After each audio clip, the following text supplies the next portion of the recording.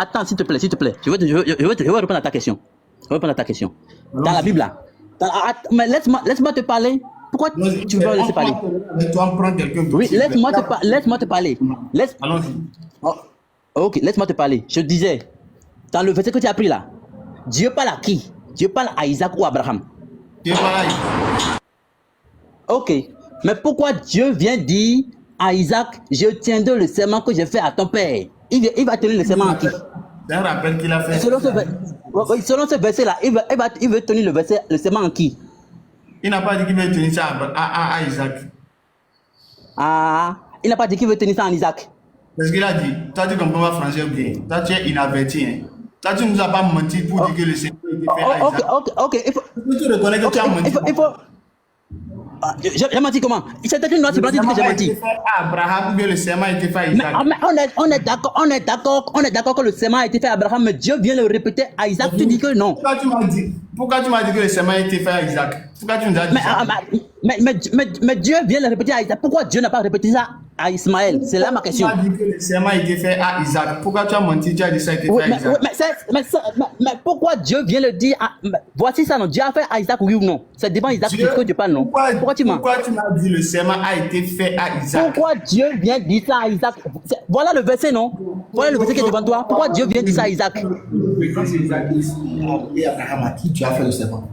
Je n'ai pas fini. Il y a un verset KO qui vient. Je n'ai pas fini. Il y a un verset KO qui vient. Toi, tu es inaverti. On ne peut pas avancer comme ça. On ne peut pas être descendant d'Isaac. Toi, tu n'es même pas descendant d'Isaac. Isaac était chrétien. Ah. Bon, allons-y pour le prochain chrétien, s'il vous plaît. Jésus n'est pas chrétien, toi tu veux parler. Merci. Que d'autres attendent. Si le frère, l'élève du sac. Assalamu alaikum wa rahmatullahi ta'ala wa barakatuh.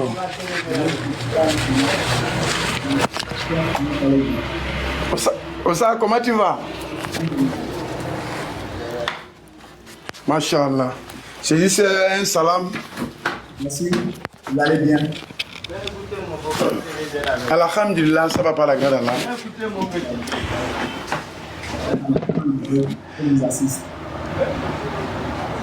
Amin, amin, amin. Voilà, comme il y a un chrétien, je vais vous laisser occuper de lui. Nous, on est déjà guidés déjà, donc alhamdulillah. Occupez-le de lui d'abord. D'accord, mon frère, bonne arrivée. Merci. Bonsoir. Oui, vous allez bien. J'ai dit bonsoir. Vous allez bien. Oui, ça va bien. D'accord. Moi, je m'appelle Faisal et je suis musulman. Et vous? Je suis chrétien. D'accord. Donc, moi, je vais Je suis chrétien. D'accord. Moi, je vais vous inviter à l'islam sans obligation. Mais je vous demande, qu'est-ce qui vous empêche de devenir musulman? Qu'est-ce qui vous empêche d'adorer Allah?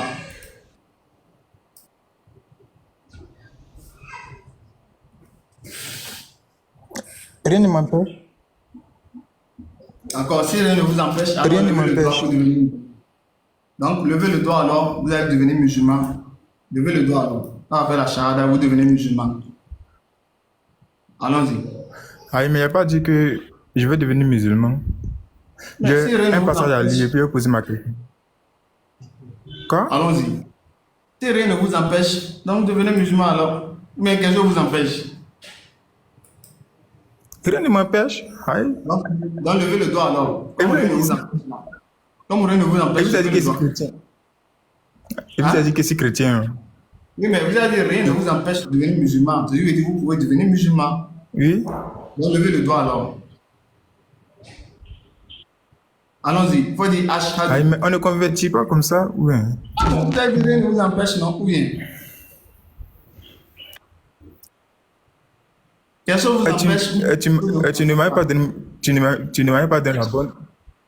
Oustaz, tu ne m'as donné la bonne nouvelle, tu me dis des musulmans. Bon, je vous ai demandé qu'est-ce qui vous empêche de devenir musulman. Vous m'avez dit rien. Donc si c'est rien, c'est que, bismillah, allons-y. On gagne temps ou bien? Non, Une chaque question d'abord. D'accord, allons-y, posez la question. C'est pourquoi on est là. J'ai une question d'abord. Allons-y, posez là. Tu peux lire Jean 1, verset 23. Jean 1, 23. Hein. D'accord. Donc c'est Jean 1, 23 qui vous empêche de devenir musulman, c'est ça, hein?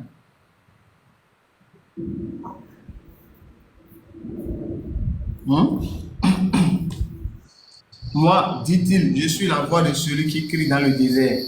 Rendez le chemin du Seigneur droit, comme l'a dit le prophète. Allons-y.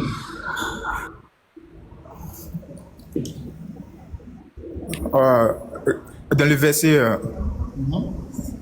Jean dit, il est la voix de celui qui crie dans le désert, comme l'a dit Esaïe. C'est ça, non? Allons-y. Il dit, Jean-Baptiste dit dans ce verset, il est la voix de celui qui crie dans le désert, comme a dit Esaïe. Oui. Vous avez dit quoi? Dans ce verset-là, Jean-Baptiste dit, il est la voix de celui qui crie dans le désert, comme a dit Esaïe. Allons-y. Voilà. Et je veux savoir, c'est quoi Esaïe a dit? Je ne sais pas. Vous ne savez pas? Ah, c'est pas mon livre. Je ne sais pas. Maintenant, si toi tu sais, il faut me dire.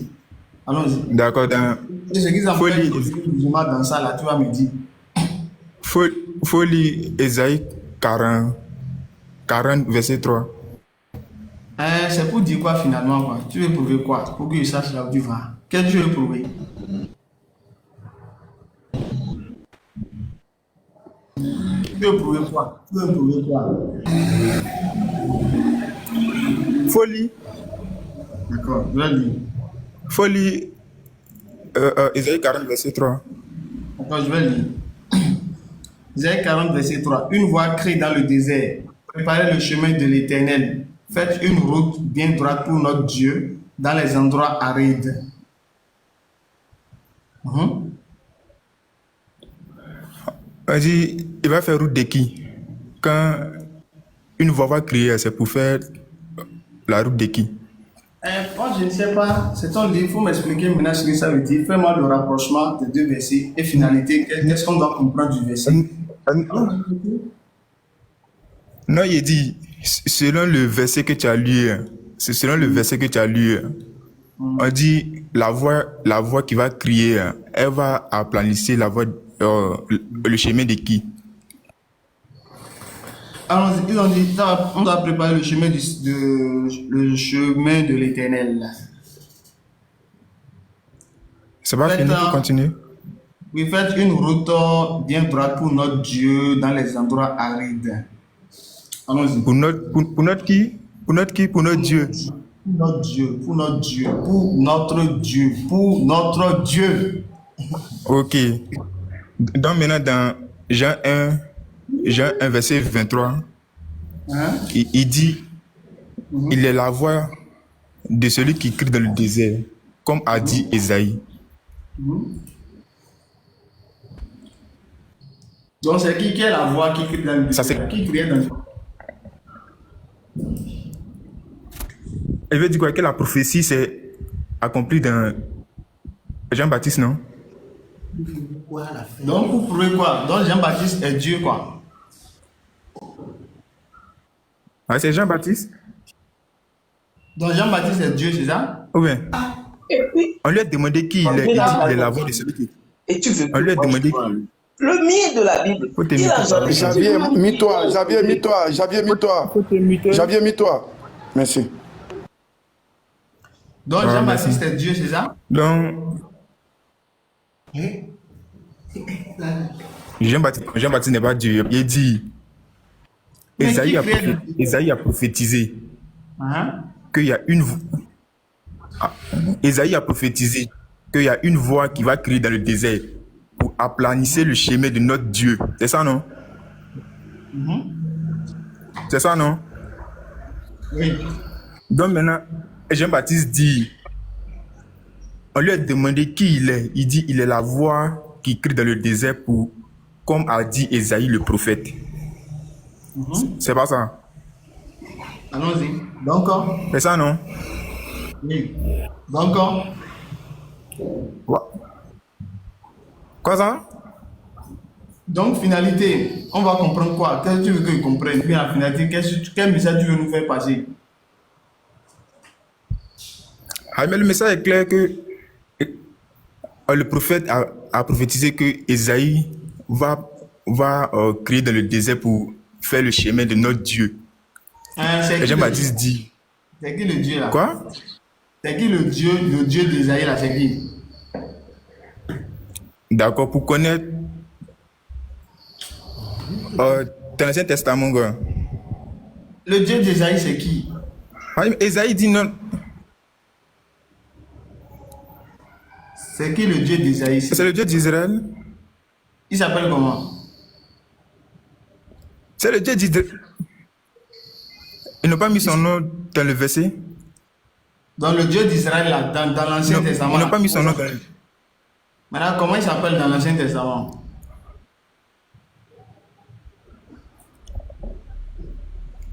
C'est pas là-bas, nous sommes. Hein.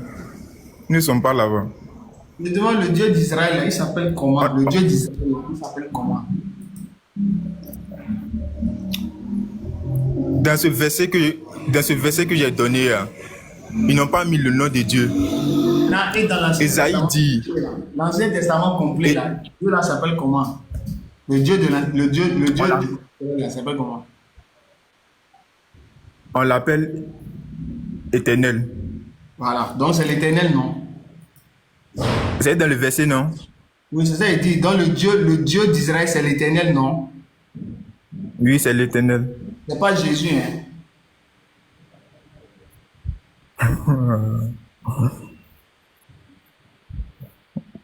Il dit. C'est pas Jésus, non? On n'a pas encore fini un Le Dieu de problème. Vous souhaitez.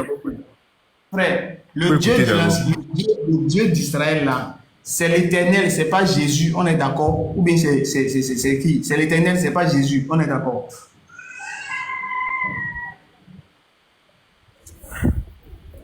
D'accord. On est d'accord. Ok. C'est que je suis. On est d'accord. Moi, je veux que. Est-ce qu'on est d'accord? Est-ce qu'on est d'accord? Moi, je veux qu'on avance. Je veux qu'on avance. D'accord, oui, on est d'accord. D'accord. Maintenant, Oui, je veux on est savoir, d'accord. le Dieu d'Israël, là, est-ce que c'est lui qui a créé les cieux et la terre?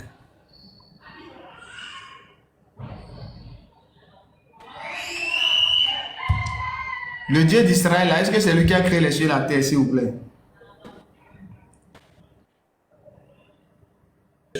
Je n'ai pas demandé à créer les cieux et la terre. J'ai pris un verset, Jean 1. Non, moi, je te demande, pour terminer. D'accord, allons-y. Il faut être direct. Si vous êtes direct, on va vite te comprendre. Le frère, allons-y. Frère Janvier, bonne arrivée. Mettez les cœurs, ceux qui veulent me contacter, plus 229 96 62 10 86. Comment vas-tu, mon frère? Alhamdulillah, je vais bien, merci. Et vous? Ok. Moi, je ne deviens pas musulman parce que j'ai quelques raisons. Allons-y. Tu veux bien écouter? Allons-y, parle Le Dieu musulman n'a pas de nom. D'accord, on va doucement. Le Dieu musulman, Allah, n'a pas de nom. On va doucement. Si tu as un nom, donne-moi le nom de Dieu musulman. D'accord, on va doucement. Il faut donner un verset où Allah dit. Oui, je suis là, je suis doucement, je n'avance pas. Voilà, donc Allah là, c'est quoi? Dis-moi ce que c'est que Allah toi-même. Faut pas que je dise que tu sais que c'est. Le Dieu musulman, Allah, n'a pas de nom. Et Allah là, ça représente quoi chez les musulmans? Non, attends. Le Dieu musulman, dans son appellation Allah, Dieu, n'a pas de nom. Allah. Donne-moi le nom de... Si c'est Allah qui a le nom de Dieu, dis-moi. Je vais t'expliquer, je vais te dire que ça n'a pas de nom, c'est tout. Je vais t'expliquer pourquoi il dit ça. Dans son appellation. Non, Allah. écoute. Je veux que tu me répondes simplement que son nom est Allah. Et je te dirai, Allah veut dire quoi? L'élève du stade, Yanné, répondons dessus en quelques minutes. Allons-y. Mon frère va vous répondre. Allah veut dire quoi? Machallah, machallah. Xavier, shalom. Oui, je t'écoute. Je t'écoute. Comment tu vas? Ça va très bien. Machallah. J'ai pas bien saisi ce que tu voulais dire au fait. Je t'écoute. Quel est le nom de ton Dieu? Il s'appelle Allah. Allah veut dire quoi? Allah, c'est son nom. Hein? Oui, ça Allah, veut dire quoi? c'est Son son nom n'a pas véritable nom. d'explication. Si tu as une explication à nous donner, on t'écoute. Moi, je te donne l'explication de l'Éternel. Celui qui n'a ni début ni fin. Allah veut dire quoi? L'Éternel, c'est un attribut, c'est pas un nom propre, monsieur. C'est un D'accord, attribut. c'est un attribut. Chaque attribut a une explication. Comme je te dis, par exemple, l'alpha et l'oméga, on veut dire toujours le début et la fin. Allah, là, ça veut dire quoi? Le nom de ton Dieu, là, ça doit avoir une explication. L'Éternel a une explication. Le Dieu de la Bible, c'est celui qui n'a ni début ni fin, celui qui n'a ni commencement et ni fin. Il n'a que existé, point barre. Il n'existe pas, il n'a que existé, il existe, point barre. Ah là là, c'est quoi? Dis-moi, je veux connaître ton Dieu. Ok, si tu as un enseignement à nous donner, nous on t'écoute. Nous on te dit. Non. Appelez même Oustaz. Écoute bien. Écoute ça. Écoute ça. Écoute ça. Écoute-nous. Écoute-moi ça. Finis-nous d'abord avant de chercher nos Oustaz là. Finis-nous les élèves là d'abord. Calme-toi. Nous on dit Allah, c'est le véritable nom, celui qui a créé le ciel de la terre, qui n'a pas d'associé, qui n'a pas engendré, il n'a jamais été engendré, ni n'est égal à lui. Il n'y a rien qui lui ressemble. Tout ce que tu peux imaginer n'est pas Allah. Allah au-dessus de ton imagination. Allah, c'est le véritable nom. Non, voilà pourquoi il n'y a pas son pluriel, il n'y a pas le féminin d'Allah ou le singulier. Non. Allah, c'est le véritable nom. Puisque comme c'est selon toi, tu dis que Allah n'est pas un nom propre, nous on t'écoute. Ça veut dire que tu as quelque chose à nous prouver. Donc on va te laisser, tu vas nous prouver à nous les musulmans ici que Allah n'est pas un nom propre. C'est ce qu'on attend de toi. Voilà, après maintenant quand tu vas faire ta démonstration là, moi je vais faire ma démonstration pour te montrer qu'Allah est le véritable nom de Dieu. Mais après maintenant on va passer aux questions-réponses. C'est bon? Xavier, c'est bon? Je suis écoute-moi, tu m'écoutes? Oui, c'est bon? Oui, je t'écoute. Hein. Okay. Oui, je t'écoute. Tout à l'heure, tu as parlé des attributs divins. C'est très bien. Je suis très content. L'Éternel, c'est un attribut divin. Et je te donne l'explication de l'Éternel. Ce qui est, c'est-à-dire l'Éternel, il existe. Il n'a ni début ni fin. Allah, c'est quoi? Cet attribut divin, Allah, là, c'est quoi? Donne-moi aussi. Monsieur, écoute-moi ça, écoute-moi ça. Écoute ça. Attends, quand tu es monté, écoute bien. Quand tu es monté, si tu avais l'esprit de comprendre, si tu avais l'esprit de comprendre que tu es monté pour comprendre, pour qu'on t'explique, il n'y a pas de problème. Mais ta manière de commencer, ça veut dire que tu avais la connaissance. Et le sang, c'est pas Allah n'est pas un nom propre. Tu as dit, tu es monté pour échanger avec nous. Puisque tu affirmes quelque chose, nous on te laisse, on te donne le plateau en nom de nous prouver que Allah n'est pas un nom propre. On te donne ce sens-là de nous prouver qu'Allah n'est pas un nom propre. Puisque, écoute bien ça. Attends, Allah arabe, Dieu là, comment pour... S'il te plaît. Tu m'écoutes aussi. Je viens de t'écouter, pourquoi tu m'écoutes? Attends, d'accord. Ok, pas de problème. Je te fais. Attends. S'il te plaît. Attends. Je reprends juste ma question et je me tais. Je vais te faire une démonstration. Une démonstration. Non, attends, avant de faire la démonstration, je reprends juste la question. Faisal, écoute bien. Hein? Lui aussi n'a qu'à écouter. J'ai dit, l'Éternel, ce nom-là, c'est le nom du Dieu que moi j'adore. D'accord, il n'y a pas de souci. Et c'est un attribut divin. Il y a. Oh. C'est mieux parce que on n'est pas là pour polémiquer, on perd le temps. C'est lui qui va venir dire le nom du Dieu des musulmans. Salut. C'est des autres ça. Nous ne connaissons pas le nom de son Dieu. Mais ton Dieu, est-ce que Jésus disait l'Éternel? C'est l'Éternel, Jésus disait. Quand les Juifs voulaient adorer Dieu, est-ce qu'ils disaient l'Éternel? C'est l'Éternel. Est-ce que Jésus lui-même s'appelle Jésus? Est-ce que Jésus même là, c'est son nom Jésus? Vous ne connaissez même pas le nom propre de votre Dieu. Et vous qui voulez polémiquer sur des choses que vous ne savez même pas. Bonsoir, bonsoir. Allons-y. Ça, ce camarade là-bas, pour le Dieu. Allons-y, apporte à go. Allons-y. Ici, il n'y a pas pour polémiquer, s'il vous plaît. Allons-y. Bonne arrivée. Bonsoir, monsieur. Oui, comment allez-vous? Je vais bien, chez vous. Alhamdulillah, je vais très bien. On m'appelle Faisal, je suis musulman. Et vous? Ah, moi, c'est Ronis. C'est mon compte TikTok, ça. Allons-y, il n'y a pas de problème. Qu'est-ce qui vous empêche d'adorer Allah? Qu'est-ce qui vous empêche d'être musulman? Ah, ok. Bon, ce que moi j'ai à dire est que... Bon.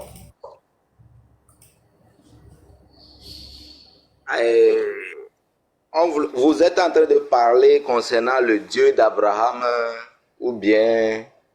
C'est quoi, en fait? Oui. Oui, le Dieu d'Abraham, le véritable Dieu. Qu'est-ce qui vous empêche de l'adorer? Parce que la Bible dit de suivre les prophètes d'Israéliens.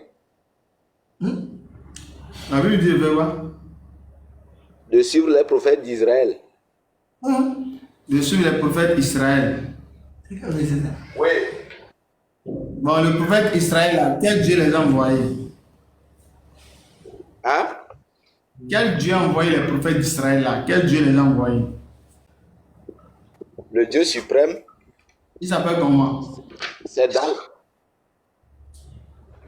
Le Dieu suprême, bon, son nom, c'est en hébreu. C'est quoi son nom? Son nom est Yahava. C'est le nom que Abraham prononçait. C'est le nom que Abraham prononçait pour son Dieu. Yahava. Yahava. Non, le Dieu d'Israël s'appelait Yahava. Le Dieu d'Israël, le Dieu d'Isaac, le Dieu de Jacob. Non, le Dieu de Jacob s'appelle Yahava. Oui, Yahava. Non, le Dieu d'Abraham s'appelle Yahava. Oui. Non, le Dieu de Jésus s'appelle Yahava. Oui, attends. Ce que moi j'ai à vous dire est que... Attends, ce que moi j'ai à vous dire est que... Est-ce que les chrétiens sont informés que le Dieu s'appelle Yahava? Est-ce que les chrétiens savent ça? Vous êtes apôtre, hein? Oui, moi je suis apôtre. Attends, je vais t'expliquer. Les chrétiens même ne savent même pas ce que c'est-à-dire ce que je vous en train de vous transmettre à tout à l'heure. Les chrétiens même ne savent pas. Les chrétiens ne savent pas que leur Dieu s'appelle Yahava. Ils ne savent pas, hein? Non. Donc vous êtes un apôtre fort, alors. Attends, je vais te dire. Attends, je vais te dire. Les chrétiens, tous les chrétiens sont des pécheurs. Tous les chrétiens sont des pécheurs parce que ils ont changé le nom du Dieu Père et le nom du Dieu Fils qui est crucifié sur la croix. Ok. Dans le nom véritable de Dieu d'Abraham là, c'est Yahava. Oui, son fils que lui l'a envoyé, qui est crucifié sur la croix, s'appelle Yahoshua. C'est en hébreu. Ah, donc le fils de Yahava là s'appelle Yahoshua. Oui, il s'appelle Yahoshua. C'est en hébreu. Parce que c'est écrit selon Matthieu 1, verset 21 que elle enfantera un fils et on lui donnera le nom. Jésus. Ils ont changé le nom là, écrit Jésus là-bas. C'est lui qui sauvera son peuple dans le péché. C'est lui qui sauvera son peuple dans le péché. Est-ce que le nom là a sauvé tous les chrétiens dans le péché? C'est pour cela que je dis que tous les chrétiens sont des pécheurs. Ok, donc maintenant, qui a changé Yahava là en quelque qui a changé ça? Oui, voilà. Et bon, le moment que Moïse prenait, c'est-à-dire conduisait les enfants d'Israël de l'Égypte vers la terre promise, et il s'est arrêté, il les a... Oui, c'est une longue histoire. Ah oui, maintenant qui a changé ça quoi? Vous avez dit qu'ils ont changé le nom. C'était quel nom déjà?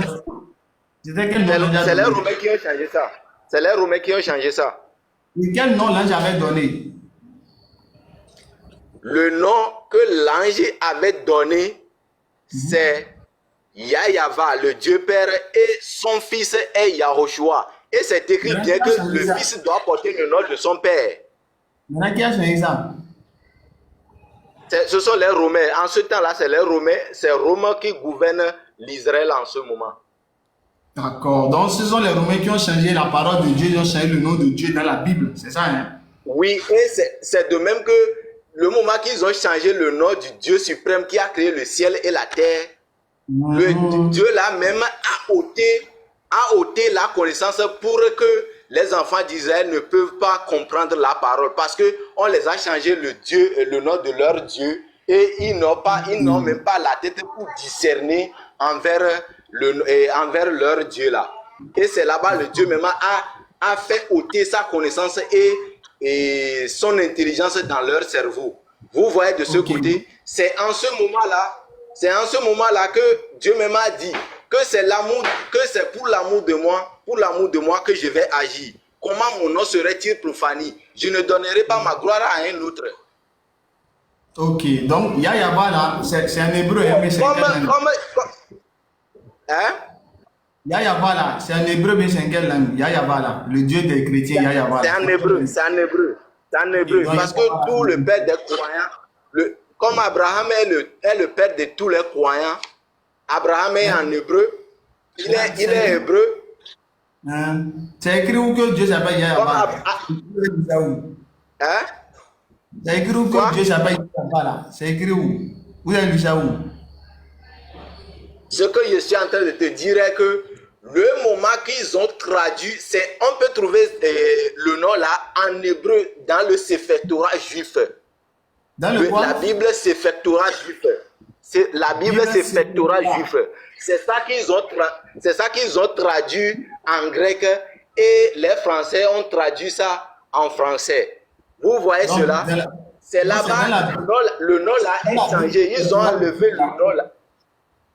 Hein? Et dans la Bible, c'est le Torah juif que Dieu s'appelle Yahava quoi. Oui. D'accord. D'accord. Merci beaucoup. Donc, on a compris votre message. Normalement, le nom de Dieu des chrétiens, c'est Yahava. Mais les Romains ont changé ça dans la Bible, c'est le Torah juif. C'était ça qui était écrit. Ils ont changé ça. Oui. Quel nom maintenant? Ils ont changé ça. C'est le changement là qui les a fait et puis. Et c'est ça qui les a rendus pécheurs. Comme c'est écrit bien que le Fils là, il s'est apparu pour ôter le péché et il n'y a pas de péché en lui. Comme il n'y a pas de péché en lui, quiconque demeure à le Fils que le Père a envoyé, il ne peut plus pécher. Ok, donc quiconque pêche ne l'a pas vu, ne l'a pas connu. Ils ont changé le nom là dans la Bible quoi. C'est ça hein? Oui, ils ont changé le nom là, mettre un autre nom là-bas. Parce que ils ont écrit. Hein? Oui, ils ont écrit. Et bon, c'est que tu vas voir que le Dieu Père, il appelle ça l'Éternel. Le Dieu Fils, il appelle ça Seigneur. C'est ça, c'est l'Éternel, c'est pas un nom, c'est un titre. Et donc, Seigneur aussi, c'est un titre. C'est comme... Pour terminer, donc ce qui veut dire que le nom de Dieu chez les Juifs là, en hébreu, c'est Yahava. C'est ça, hein? Oui. Et son fils s'appelle Yahushua. Donc les Romains ont changé ça et maintenant ils ont donné quel nom maintenant? C'est là-bas, comme ils ont changé ça, ils ont donné le nom du Dieu Père, ils ont écrit l'Éternel et le Dieu Fils est Seigneur. Donc, ce qui veut dire que le nom a été changé dans la Bible, c'est ça, non? Oui, le nom a été changé. C'est pour cela que la Bible a été il ne peut plus. Donc, ce qui veut dire la Bible a été falsifiée. Dans la Bible a été falsifiée, ils ont changé les noms. Oui, le moment de la traduction, c'est là-bas ils ont changé parce que le moment là, c'est la Rome qui gouverne. Bon. Faut dire ça, les chrétiens, vous avez entendu maintenant. Votre frère même dit que la Bible a été falsifiée, les noms ont été changés. Donc, c'est pas nous musulmans, on a dit. Vous avez entendu? Oui, même même nous qui sommes ici là, monsieur, Oui, nous qui sommes ici là, on va prendre encore une autre personne. Vous avez 1 minute. Allez-y, s'il vous plaît. Là, on va prendre une autre personne pour que chacun puisse s'exprimer. et de même que la question que j'ai à vous poser est que j'aimerais savoir que si c'est les Arabes qui ont été fait les événements du passé selon ce qui est écrit dans la Bible. Quel événement du passé? Oui, parce que actuellement, je vois que les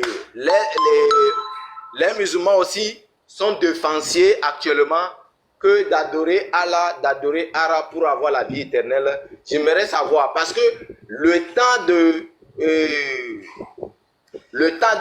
Abraham et le temps de Moshe jusqu'à les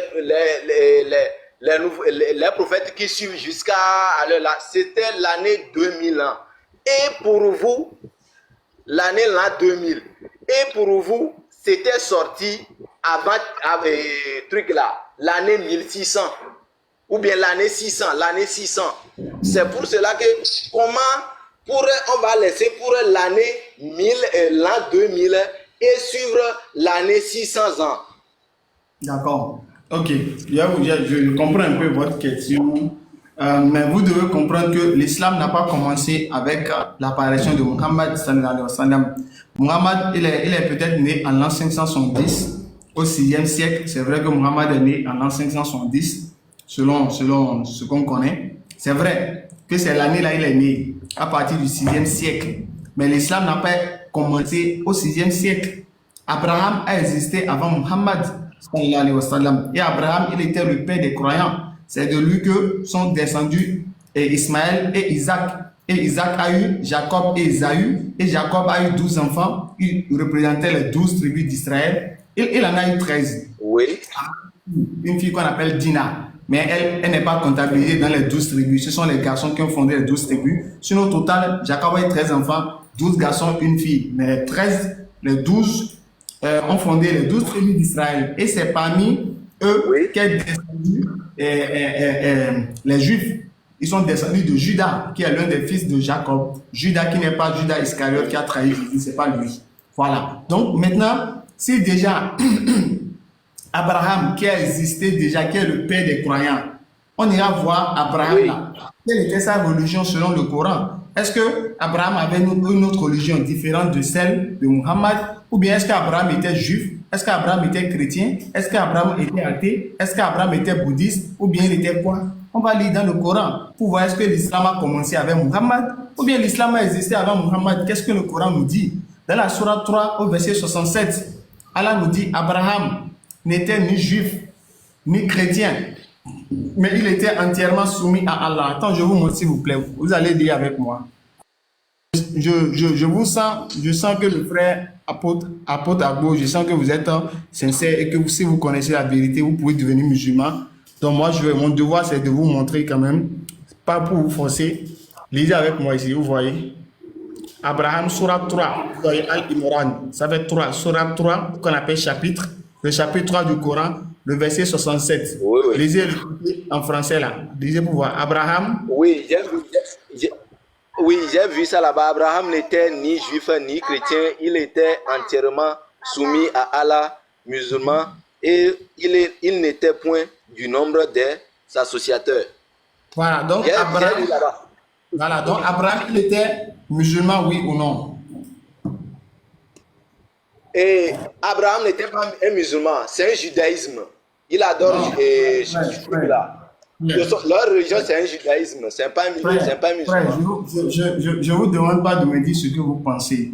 On a lu un test, c'est écrit dans le test. Si je vous demande Abraham était judaïsme, vous pouvez me dire. C'est écrit où? Attends, je dis Abraham était dans le judaïsme là, c'est écrit où s'il vous plaît? Abraham était juif. Vous avez dit qu'il était dans le judaïsme, non? C'est ce que vous avez dit, non? Oui, c'est leur religion. C'est quel verset? C'est leur religion. L'ancienne religion en Israël. C'est quel verset, s'il vous plaît? C'est quel verset? Bon. C'est quel verset? Attends. Quel verset? Attends. Ce que moi j'ai à vous dire, hein. Non, c'est quel verset Abraham était dans le judaïsme? C'est quel verset?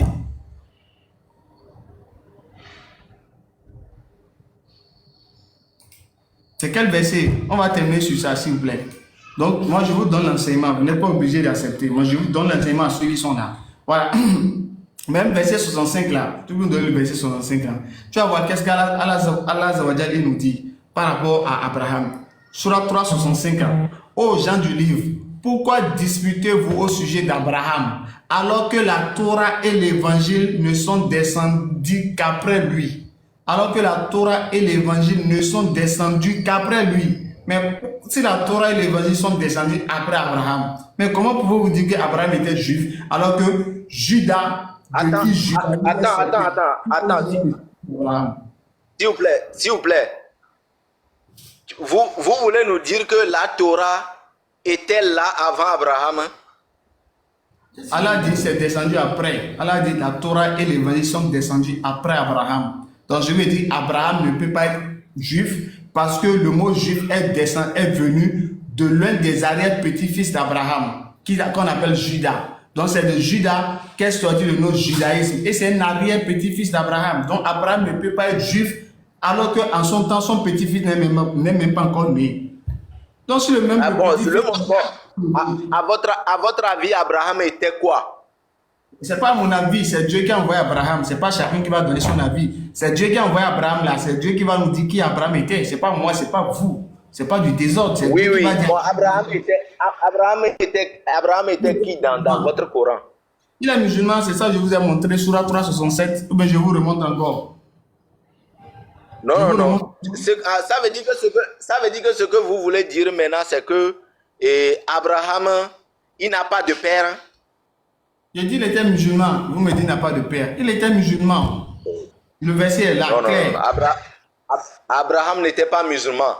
Et votre Coran même vous a dit de suivre les prophètes d'Israël. Le Coran même vous a dit de... C'est bon? Le verset clair, Abraham était musulman, toi tu n'étais pas musulman. Maintenant il était quoi? Judaïsme. Judaïsme c'est quel verset? Tu ne connais pas. Alors du frère Valentino. Bonsoir monsieur Faisal. Comment allez-vous? Oui, comment tu vas? Je vais très bien et toi? Ça va. Voilà. D'après ce que tu as choisi comme thème, je crois qu'il ne doit pas y avoir d'amalgame, du tout pas. Parce que tu as clairement dit de poser la question de savoir qu'est-ce qui vous empêche d'être musulman. Je crois que c'est ça le thème. Donc, on n'a même pas besoin d'aller dans la Bible. Tout ce qu'on doit dire, c'est de dire ce qui nous empêche de suivre l'islam. Moi, par exemple, pourquoi je n'ai pas choisi de suivre l'islam? C'est la question là, c'est des zones d'ombre. Ce que je ne comprends pas dans l'islam, c'est ce genre de questions qui doivent venir. Mais malheureusement, ça part dans tous les sens. Or, c'est toi-même qui es l'initiateur du débat. Quand quelqu'un va dans d'autres sens, pour le ramener dans le thème du jour, là, on sait clairement là où on va. C'était ma remarque. Voilà. Moi, je ne suis pas musulman parce que... Oui. Allez-y. Voilà. Moi, je ne suis pas musulman à cause de beaucoup de choses. Première chose d'abord, la plus essentielle. Je ne peux pas prier. La plus essentielle, rapidement. Essentielle, voilà. Donc, je vais deux ou trois choses. Et je suis venu dans la posture de comprendre. Je ne suis pas pour faire un débat. Dans la posture de comprendre, voilà. Voilà. Je conçois mal, par exemple, de prier mon Dieu dans une langue que je ne comprends pas du tout, que je ne parle pas, que je ne comprends pas. Et je dois obligatoirement me tourner vers un endroit pour prier Dieu, sachant qu'il est partout. Donc ça, là, je n'arrive pas à comprendre. C'est ma première préoccupation. Merci. D'accord. Merci beaucoup, frère Valentino. Comme vous avez dit, vous êtes venu dans une optique de comprendre. J'espère que ça sera vraiment le cas. Mais avant de comprendre si l'optique, elle est vraiment saine, il faudrait que cette optique de sainteté soit accompagnée d'une autre sincérité. Voilà, on ne peut pas prétendre vouloir une chose et ne pas être sincère dans la recherche de la chose. Voilà, donc quand on est sincère, on cherche, on trouve sincèrement. Mais quand il n'y a pas une sincérité, même quand on cherche, on ne va pas trouver vraiment. Donc, comme vous avez dit, que vous ne comprenez pas le fait de prier votre Dieu, ou bien de faire de prier Dieu en une langue qu'on ne comprend pas, qui n'est pas votre langue, n'est-ce pas? C'est ça que vous avez dit, n'est-ce pas? Exactement. Bon, je veux savoir, est-ce que vous êtes français? Non, je ne suis pas français, je suis béninois et je suis tout à fait capable de prier Dieu en fond. La fond, c'est ma langue maternelle. C'est ce que je veux dire. C'est pas que je suis français, c'est parce que le débat est en français que je te parle en français. Écoute-moi, de temps même que je parle bien le français, ok. Je me mute quand tu parles, quoi, pour qu'il n'y ait pas d'interférence. Oui, j'ai compris. Le français, oui, on va interagir. Vous pouvez activer votre micro. Le français que vous parlez là, est-ce que vous êtes né en France? Du tout pas, mais je ne suis pas obligé de prier en français. Je n'ai pas dit obligé. Je n'ai pas dit obligé. Je me demande juste comment vous avez fait pour parler français alors que vous n'êtes pas né en France. Comment vous avez fait?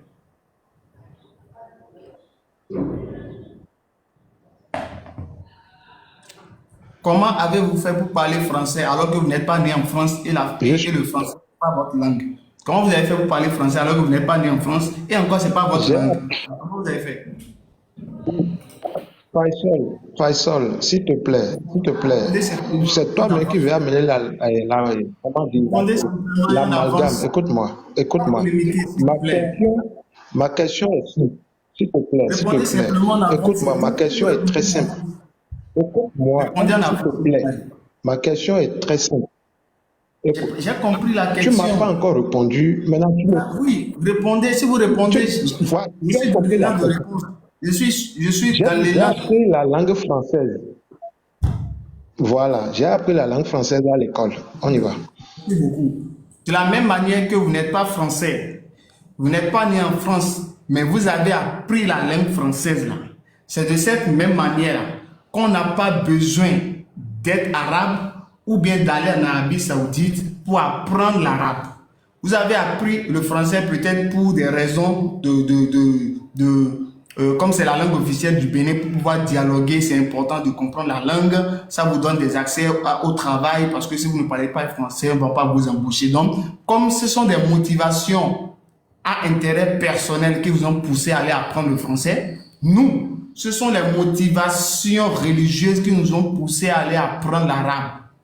Voilà, donc c'est pour dire quand on veut, on peut. Donc si vous voulez apprendre l'arabe, là, ça c'est pas un problème.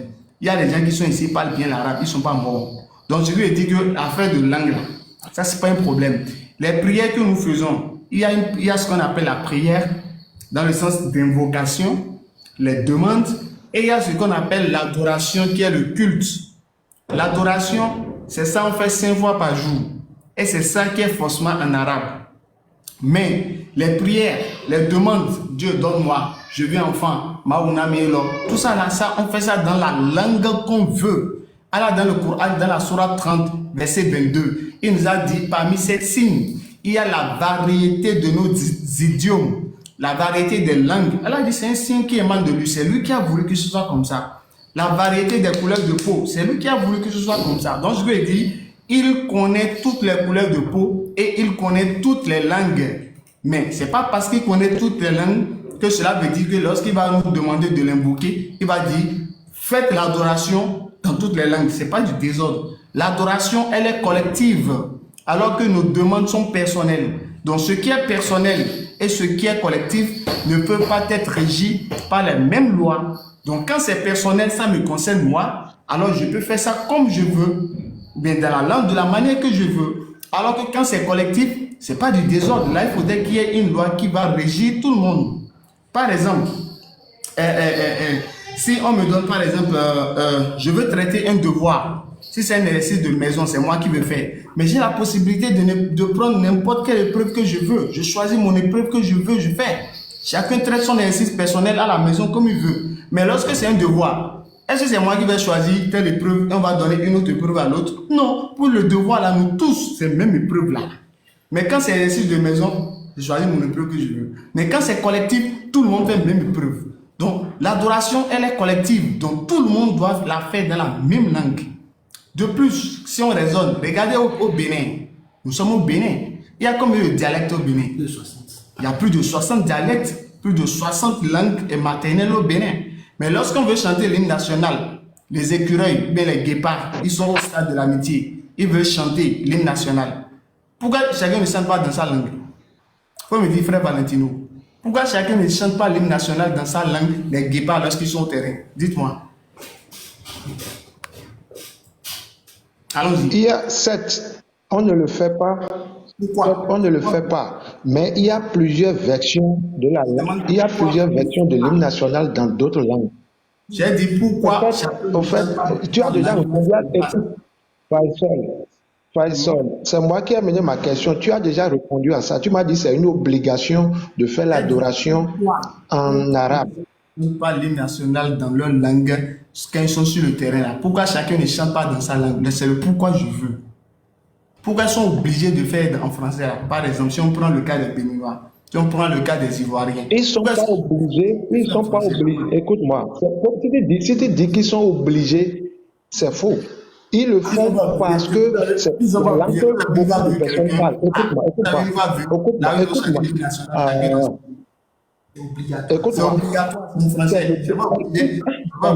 Depuis là, quand tu as parlé, moi j'ai l'esprit d'écoute, je t'ai écouté. Écoute, quand tu prends le cas du Bénin, ça ne va pas y aller. Si je prends le cas de l'Afrique du Sud, par exemple, ils chantent l'hymne national dans leur langue locale. C'est comme ça qu'ils ont appris ça. Ici, c'est à cause de là. Leur langue, je ne pas, je connais pas tout la langue. Je viens, frère. Mais c'est rien en français. Je viens. Mon gars, quand tu parles, je t'écoute. C'est une langue, ou bien c'est plusieurs langues. Je n'ai pas dit forcément en arabe, je n'ai pas dit forcément en français. Non, c'est ils ont plusieurs langues. Oui. Ils ont une langue commune. En Afrique du Sud, là, quand ils veulent chanter, vous avez dit là. Est-ce que c'est en deux langues qu'ils chantent en même temps ou bien c'est une langue qu'ils retiennent, ils chantent? C'est ça que je veux savoir. Non, c'est forcément en une seule langue qu'ils vont chanter. Ça ne veut pas dire qu'ils pourront pas chanter après. Écoute. Ce que tu dis, moi je te comprends, mais toi-même tu ne te comprends pas.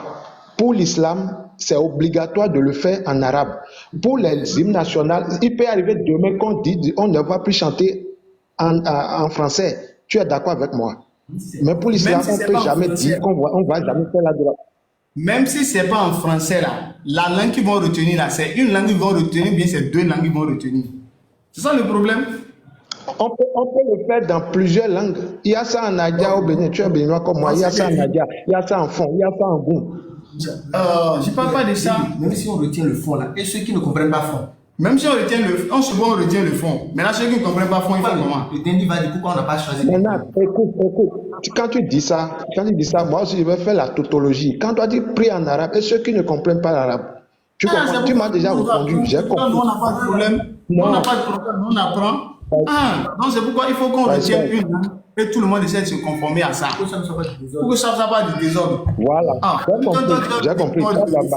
Ils vont retenir fond là. Est-ce que les Adja là, ils vont chanter en Adja? Non, ils seront obligés aussi de chanter en fond. Donc quand on va retenir une langue là, tout le monde se conforme à la langue. C'est comme ça. Ou bien ils seront debout au drapeau. Et en même temps là, l'autre chante en fond, l'autre chante en bariba, l'autre chante en goût, l'autre chante en hausa, c'est comme ça. Non, même si c'est comment, c'est une langue qu'ils vont retenir, ils n'ont pas le choix. Quand le projet veut dispenser le cours à l'école là, c'est toutes les langues, ils dispensent le cours en classe bien. C'est toutes les langues qu'ils dispensent. Avec tous les élèves qui sont devant lui là, et tous là, ils n'ont pas leur langue maternelle. Ils ont leur langue maternelle. Pourquoi on ne dit pas chacun, le projet va se mettre à détailler le cours dans la langue maternelle de chacun? Il faut réfléchir. De toute façon, on doit retenir une langue et tout le monde va se conformer à ça. Lorsqu'on veut aller à l'école, est-ce qu'on parlait français? On parlait nos langues maternelles, non? Mais pourquoi ils nous ont imposé le français et tout le monde est obligé de se raccorder à ça? Pourquoi? Il faut qu'il y ait une langue référentielle et tout le monde, si tu es fond, tu es Gou, tu es Baleba, tu es Dendi, tu es Yoruba, tu es Yom, tu es n'importe quoi, tu dois te conformer au français là. C'est comme ça. Pour que ça puisse aller, tu as tes diplômes en français, c'est écrit en français, tu suis les cours en français, tes diplômes sont en français, tout est en français parce que c'est ça la règle. Donc comme ça aussi en islam, c'est comme ça la règle, tu dois apprendre au moins à adorer ton Dieu dans la langue par rapport au culte. Le culte d'adoration, forcément en avant. Mais dans tes demandes personnelles, tu fais ça dans la langue que tu veux.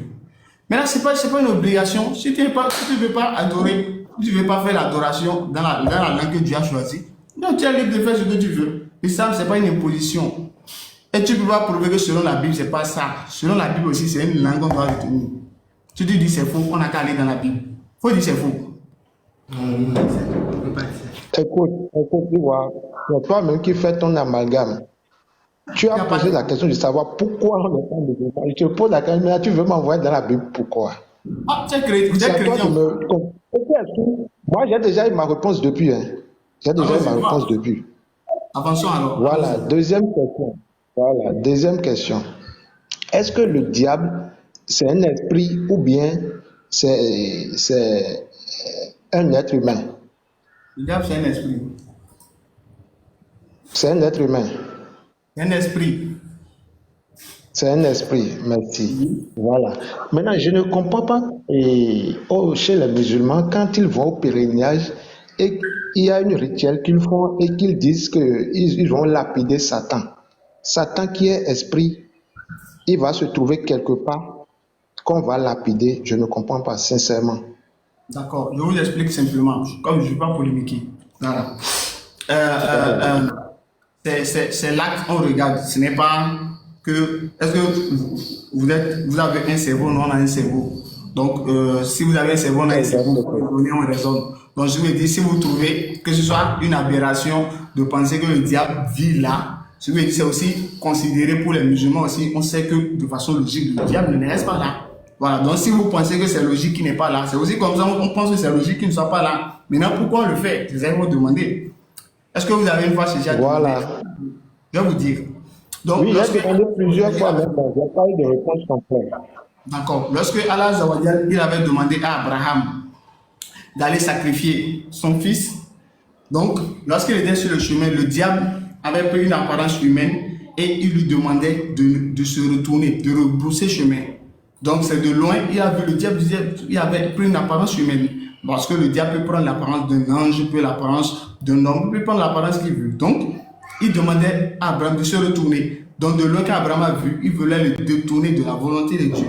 Alors, il a donc pris des pierres pour le lancer. Genre, éloigne-toi de moi. C'est comme ça. Donc. Éloigne-toi de moi pour ne pas. Comment tu peux me dire de ne pas aller accomplir ce que mon Dieu me demande? Donc, il a pris des pierres juste pour le lapider. Une façon de lui dire de s'éloigner de lui.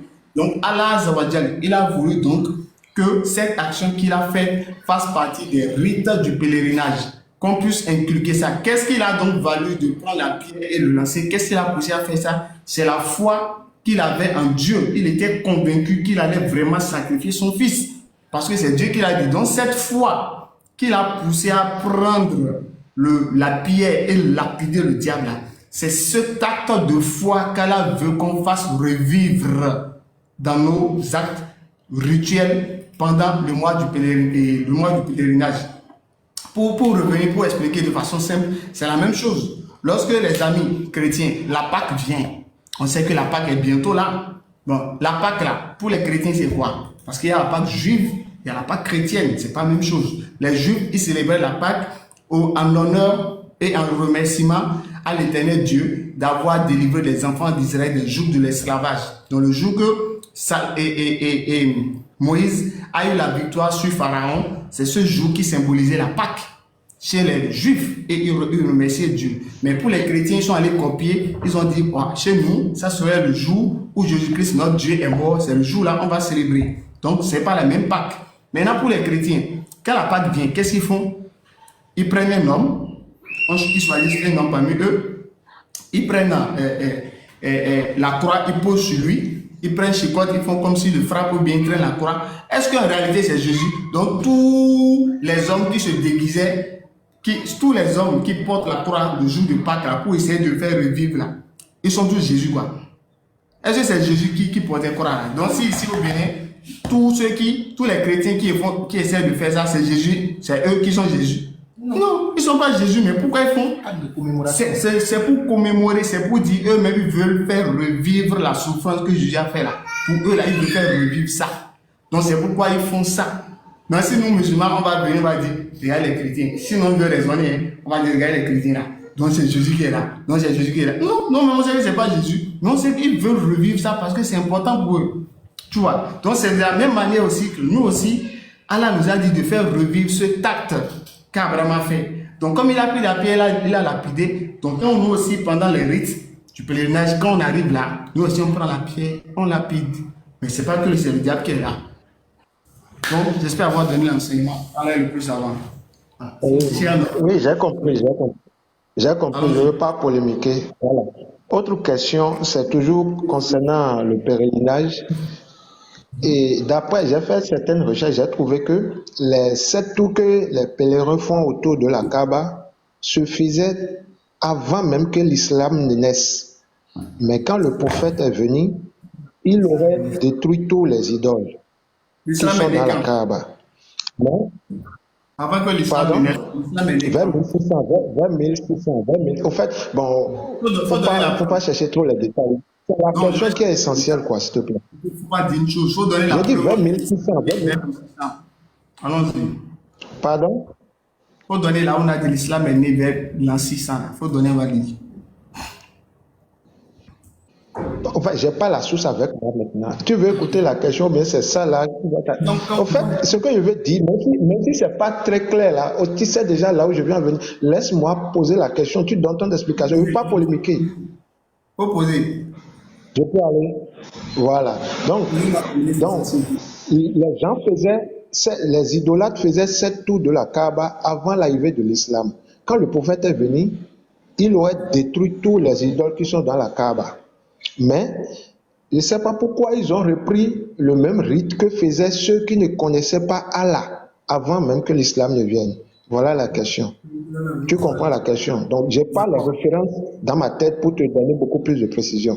Voilà. Je veux savoir pourquoi est-ce que c'est le même rite qui a été reconduit, c'est tout. D'accord. Mon frère qui est à côté, l'élève du Sazda, il va vous répondre. Merci, frère. Vous pouvez répondre si vous voulez.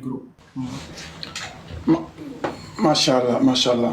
Oustaz, merci beaucoup pour ton enseignement. Merci beaucoup qu'Allah facilite, qu'Allah nous guide sur le droit chemin. Le chemin dont Allah comblé de ses bienfaits et non ceux qui a couru sur les égarés. Alhamdulillah.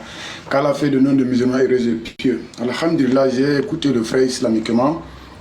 Par la grâce d'Allah, on va essayer de les recadrer au fait. Donc, concernant la première question qu'il a posée, donc merci beaucoup pour l'enseignement. Donc je vais juste ajouter quelque chose en disant quoi, Allah comprend toutes les langues parce qu'il nous a dit dans le Coran, dans Surat 16, verset 36, il dit, nous avons envoyé dans chaque communauté un messager pour les dire adorer Allah et catégorie de taguit, ça veut dire des idoles.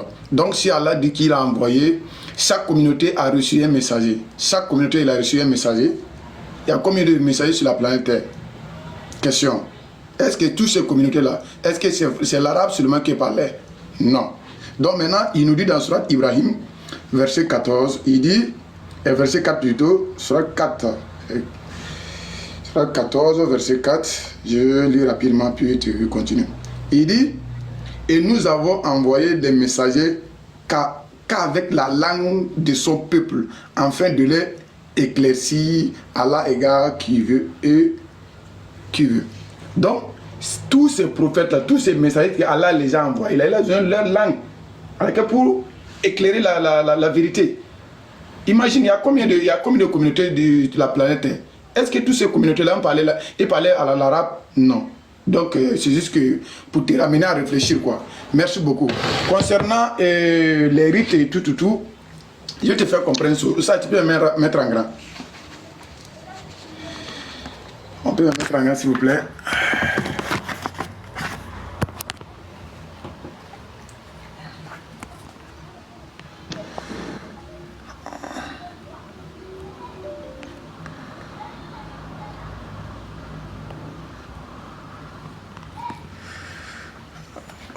Vous m'entendez? On peut me mettre en gras, je vais lui rafraîchir la mémoire un peu, si c'est possible.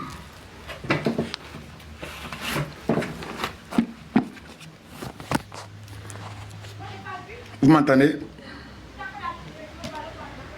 Oui. On peut me mettre en grand, ça. Oui, c'est bon. On est en grand. On est nouveau. Essaye de... Appuie seulement mon compte là, tu vas voir un truc carré comme ça. Dès que tu appuies seulement, je vais venir en grand. C'est un peu long.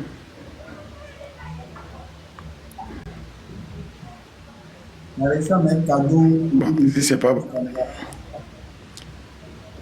Bon, c'est pas grave, c'est pas grave. Bon, c'est pas grave. Ah, ok. Ça dit, je veux le faire. Ok, ouais. On te dit les religions des Arabes. Ici, on parle avant l'arrivée du prophète Mohammed alayhi salam. On ne te parle pas l'arrivée de l'islam. Non, on te parle avant l'arrivée du prophète Mohammed alayhi salam. On dit, ça veut dire ici dans les nectars cachetés, la plupart des Arabes avaient suivi la religion d'Ismaël et celle d'Abraham. Aussi, ils étaient monothéistes. Tu vois, donc la plupart des Arabes avaient suivi la religion d'Ismaël, celle d'Abraham. Puisque la descendance du prophète, quand la généalogie du prophète, ça va descendre sur qui? Et Kéda. Kéda, c'est l'enfant d'Ismaël que Ismaël a eu avec sa deuxième époux. Donc Ismaël, son père, Abraham. Donc est-ce qu'Abraham n'a pas enseigné le monothéisme puis à ses enfants? Si. Est-ce qu'Ismaël n'a pas enseigné le monothéisme puis à ses enfants? Si. Donc c'est de cette la lignée que le prophète est sorti. Donc la plupart des Arabes avaient suivi cette religion-là. Aussitôt, il était monothéiste. On te dit, mais avec le temps, il avait oublié les rites de la religion Ibrahim. Donc, comme ça a duré, puisque avant l'arrivée du prophète Mohammed, avec Ismaël, c'est des siècles. Donc, après le départ d'Ismaël, Allah n'a pas suscité un prophète par la descendance d'Ismaël, à part le prophète. Donc, c'est des siècles. À part, au cas contraire, Isaac, tous les Moïse, de Jésus, Jean-Baptiste, Salomon, tout ce monde, Jacob, tout ça, c'est la lignée de Isaac. Donc, Allah les a envoyé un prophète pour les rappeler à l'adoration de ce Dieu unique qui est Allah. Tu vois ici? Donc, mais Ishmaël, non. Donc, avec le temps, ils avaient oublié les rites de la religion d'Abraham. Donc, ils les pratiquaient, mais ils ne les pratiquent pas comme il faut. Tu vois ici? Donc, c'est ça qui les a poussés à l'adoration de ces petits idoles-là. Donc, ces petits idoles-là qu'ils adorent, ils vont te dire qu'ils adorent pour que ces idoles-là peuvent intercéder eux et Allah. Donc, si Allah, c'est confirmé dans le Coran, Allah nous dit, si tu le demandes qui a créé le ciel de la terre, il demande certainement c'est Allah. Donc, ces divinités qu'ils adorent, ils adorent pour qu'ils vont intercéder eux et Dieu. Donc, ils avaient la reconnaissance de Dieu unique qui est Allah d'abord. Tu vois ici? Maintenant, je continue. Dans le nectar cacheté, ils vont te raconter toute la vie des Arabes avant l'arrivée du prophète Mohammed. Donc, on va te dire, le peuple de Jahiliya était tel, ça veut dire à l'époque du pré-islamique, ça veut dire à l'époque de l'ignorance, en fait, était tel, mais cela n'empêche pas qu'ils avaient gardé quelques rites de la religion Ibrahim. Donc, quel est les rites que ceux-là ont gardés de la part d'Ismaël chez Ibrahim? On va te dire, comme la glorification de la Kaaba que nous les musulmans le faisons aujourd'hui, le pèlerinage que nous les musulmans faisons, la Omra, passer une journée à Arafat et à Moudalifa et l'égorger des chameaux en fait de distribuer leur viande aux pauvres. Mais quand même, il avait inventé des hérésies en ce qui concerne ces rites. Tu vois, c'est confirmé dans Surah Pèlerinage, verset 32 et suite, pour comprendre bien. Donc, tous ces rites-là que nous les musulmans le font aujourd'hui, que les prophètes de la Mecque le faisaient, ils ont hérité ça qui? C'est qui? C'est Abraham. Tu vois ici? C'est confirmé ici. Maintenant, est-ce que Abraham a vraiment... en d'autres termes, est-ce que Allah, Dieu a vraiment établi cette rite-là à Abraham? Nous, on va continuer dans le Chronique de Tabari. Regardez bien ici.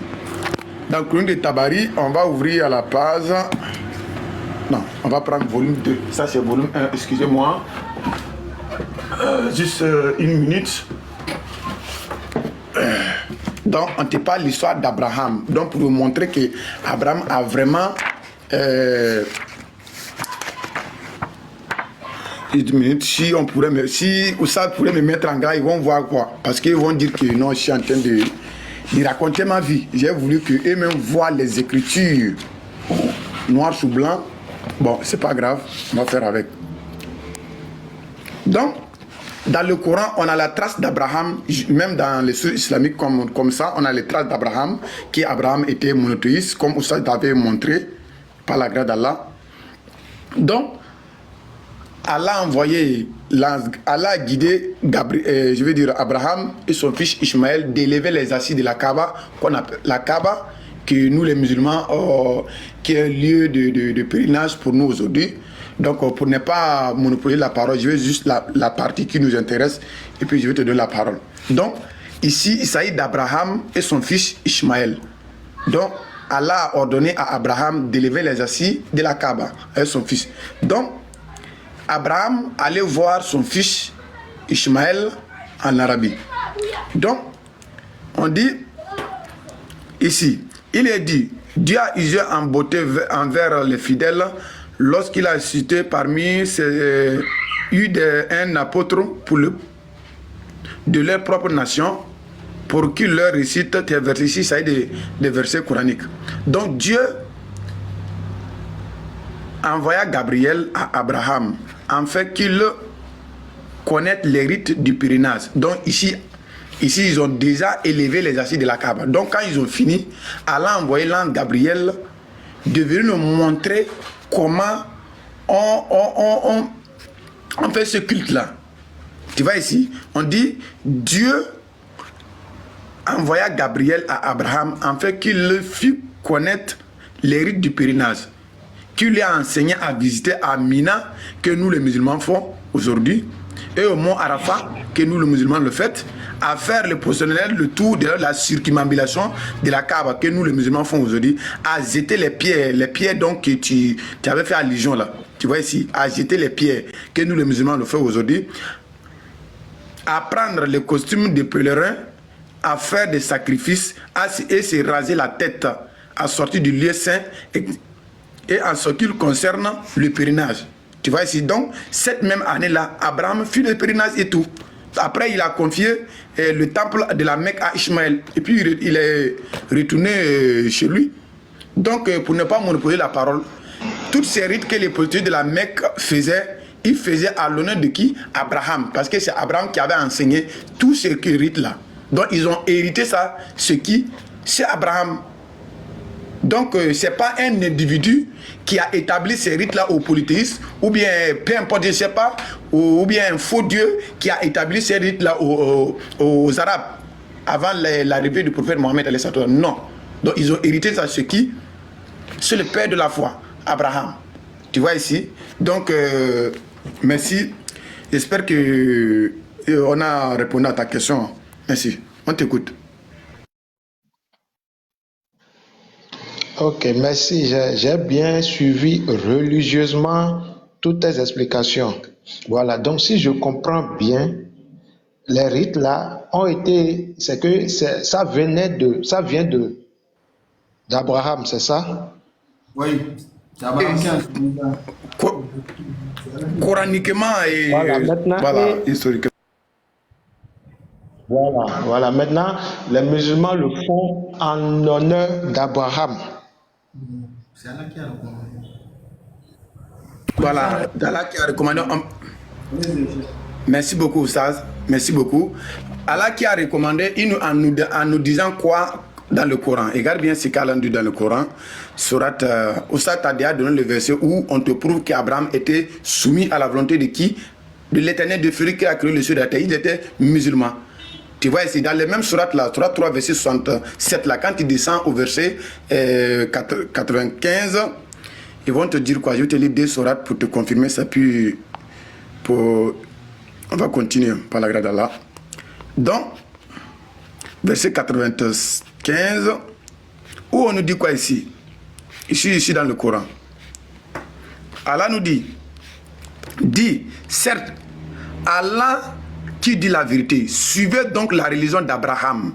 Suivez donc la religion d'Abraham, musulman droit. Et il n'était point des associateurs. Tu vois ici.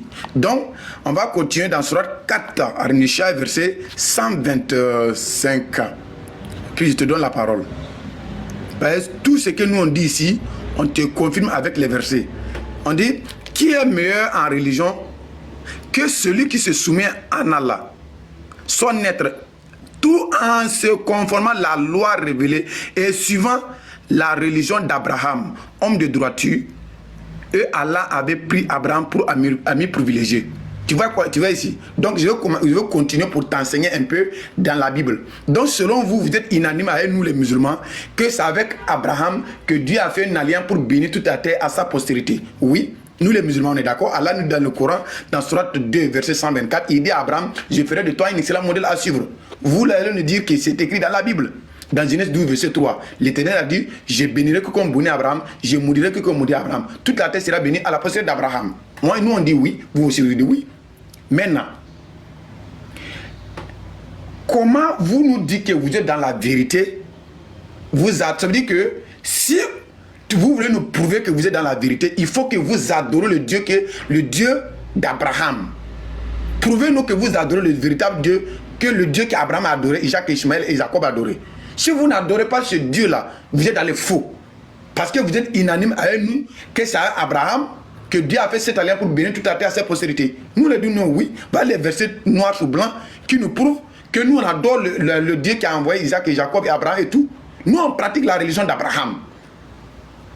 Votre Dieu même il vous a dit dans Genèse 26 verset 4 et suite, quand en ce moment Abraham est mort, il a conté cette histoire à Isaac, il dit pourquoi il a fait cette alliance avec Abraham? Parce qu'Abraham était monothéiste. Il a observé le commandement de l'Éternel en pratiquant la droiture et la justice, ainsi que l'Éternel accomplisse en faveur les promesses qui lui étaient faites. Abraham était monothéiste, que le Coran même, tu vois, c'est coranique.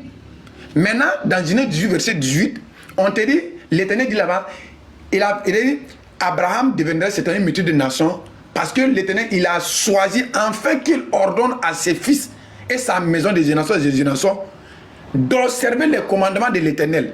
Si c'est détruit, ces commandements pour aller adorer un autre Dieu, ils seront maudits. Le Coran même le confirme. Donc, ça dit, bon, c'est une manière de dire quoi en fait. Sinon, normalement, c'est la Bible qui confirme le Coran. Tu vois ici. Donc, dans le Coran, dans Sourate 2, verset 132 et suite, étiez-vous témoin quand la mort s'est présentée à Abraham et Jacob et ses fils, etc. Où il dit, qu'adorez-vous après moi? Il dit, nous adorons ta divinité, de divinité unique. Le Dieu d'Abraham, Isaac et Jacob. Divinité unique, laquelle nous sommes soumis.